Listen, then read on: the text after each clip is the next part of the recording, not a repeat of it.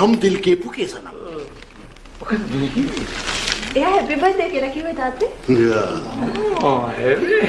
මේ කවුද මේ අමුත්තු දෙන්න? තාත්තේ මේ මගේ ඩුබායි වල යාළුවෝ දෙන්නෙක්. මෙයා මිස්ටර් පූ. Poo. මේ මිස් කේ. කේ. පුකේ. පුකේ.